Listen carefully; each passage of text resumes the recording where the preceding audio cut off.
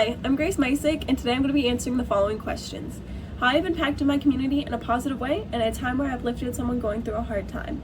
So one of the ways I've impacted my community in a positive way was by joining the Oswego Juniorettes, which is a women's-led volunteer organization.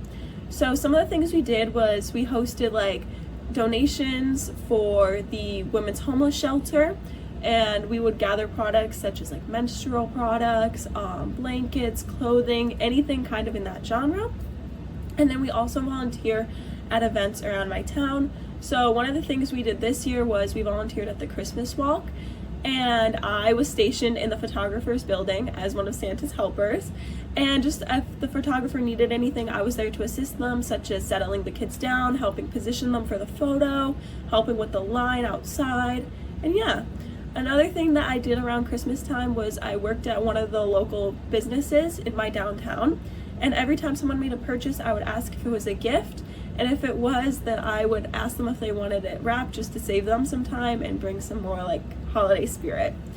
And then another thing we do in the summertime is we go down to our river in the downtown area and we clean it out. So we get in the river and we just take out all the trash and garbage and just help make our community look a little bit prettier. Another thing we would do was we would go to the local schools and help out at events, especially after the events, cleaning up, so putting things away, helping the janitors out. And then sometimes the schools in my town would be understaffed for the concession stands at the sporting events, so we would offer to just go for free and help volunteer there. And then we also had meetings monthly, and some of the things we did at those meetings were we made cards for kids in hospitals, for the elderly, patients in nursing homes, for homeless shelters, just anything kind of like that. And then we also had many women come in to talk to us about being a woman in power. So we had women in politics, women who owned local businesses, and then we even had a woman cop, and it was just really uplifting to see all of the women in my community and how much they do. And then a way I've uplifted someone going through a hard time was, unfortunately, this past September, a boy in my grade passed away who my best friend was very close with, and I was also very close with his girlfriend. So at the time, I would just offer to sit and talk with them, and then sometimes I know his girlfriend or his one of his friends would want to go to the site where he unfortunately passed, and I always offered to just go and sit with them, whether that was in silence, whether they wanted to talk about it, just being there and showing them that someone cares.